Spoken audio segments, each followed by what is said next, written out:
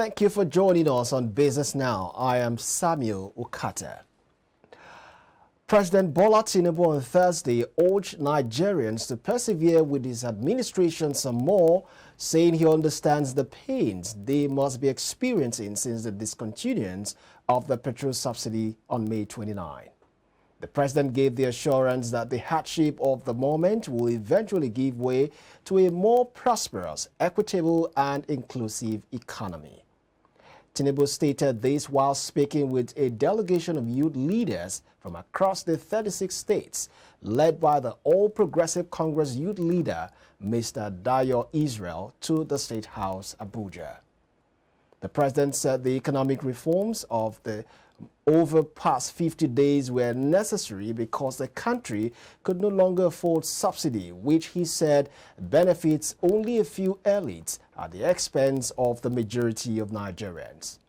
Earlier in his remarks, Israel told the president that as representatives of all the youth organs of the party, they had come to congratulate him on the party's victory at the polls and seek inclusion in appointments into the dissolved boards and agencies of government.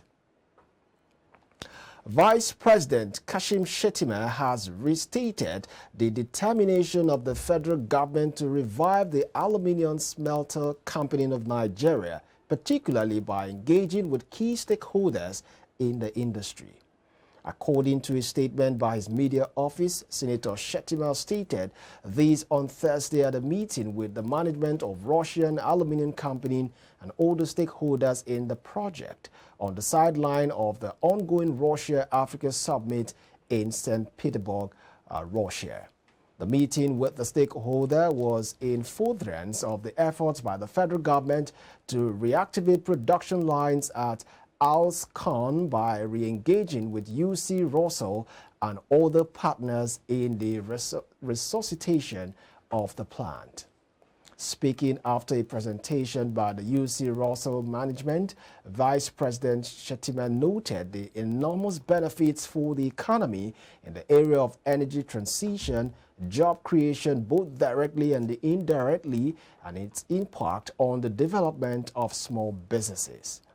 Earlier, Shettima joined other African leaders at the Russian African Economy and Humanitarian Forum declared open by Russian President Vladimir Putin.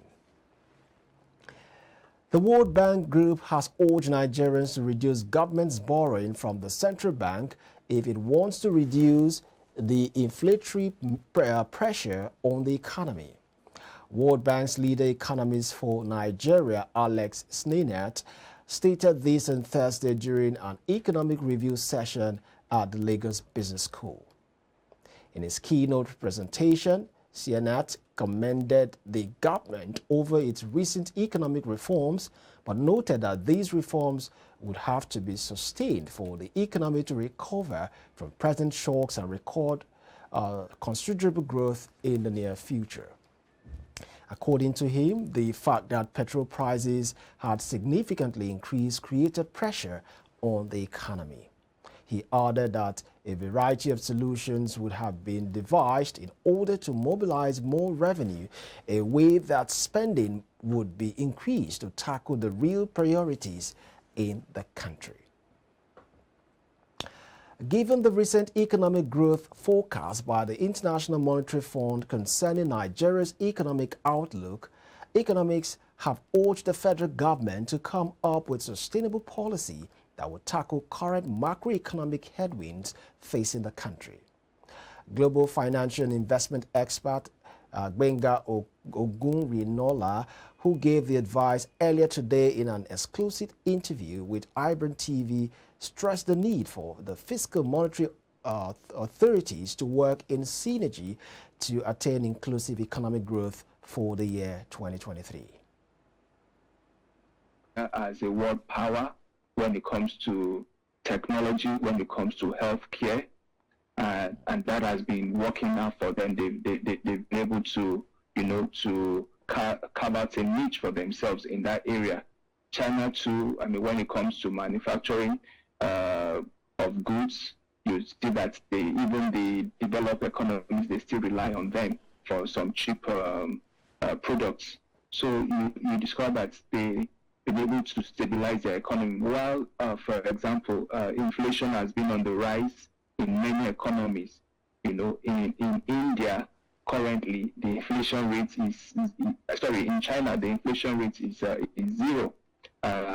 So that has been able to, help them to stabilize. And when other economies are jacking up interest rates, you discover that these two economies, their interest rate has been stable compared with what it has always been.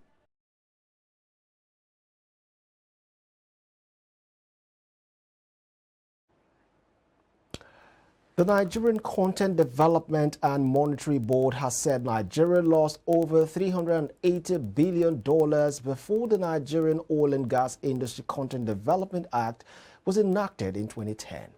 The executive secretary of the agency, Simbi Wabot, said this while speaking at a sensational workshop for the Rivers State Judiciary in Port Harcourt on Thursday with the theme Philosophy and Imperative of the Nigerian Oil and Gas Industry Content Development Act.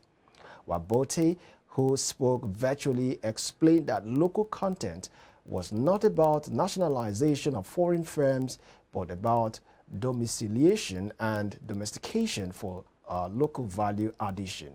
According to him, despite Nigeria's enviable hydrocarbon and human resources, it is disheartening that only a small, significant proportion of the oil and gas industry value was regained in the country.